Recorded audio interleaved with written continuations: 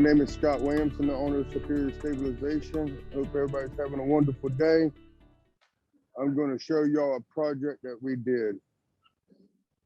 So this house is in Fort Lauderdale. This pool right here is on pilings on the outside of the perimeter of the pool.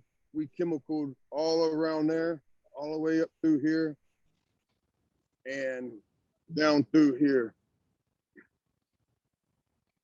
So when we started, they had holes that we could put a leg in. Some of them we could jump down in them.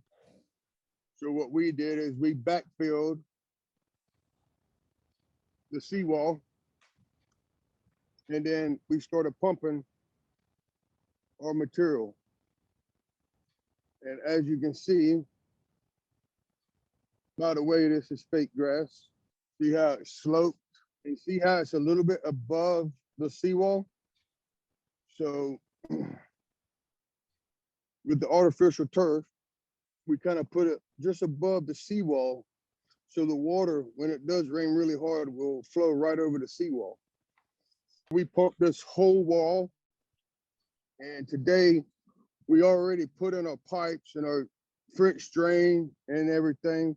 And today we're coming back and just put the jet filters and tying them in. This wall was really bad. I would say every 10 feet, it was a good 6 to 8 foot dropout. And I'm gonna show y'all a corner that was real bad. So over here in this corner, we had to put about 13 yards of dirt in this corner. Obviously you get all this water. The irrigation, I had them change because everybody wants to put their irrigation on the edge of the seawall. Everybody knows irrigation blows, they leak. And these are really awesome irrigation heads. I don't know if y'all can see that.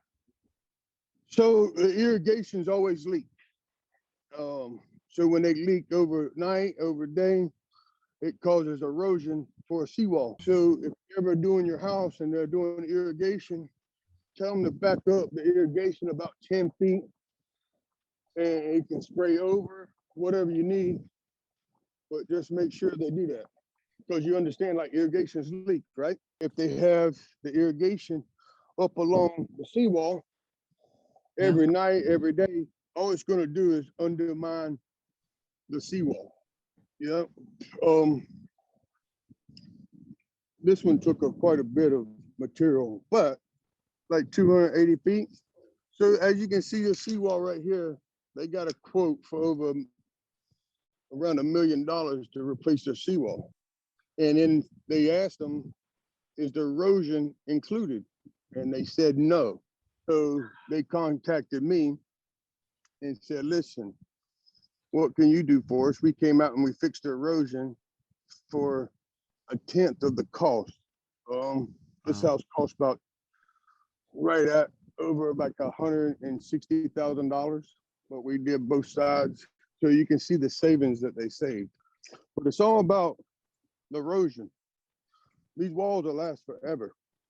It's just fixing the erosion, then putting in the right type of pipes with the jet filters, and the jet filters release the hydraulic pressure and get all this water. Can you imagine how much water comes on this yard?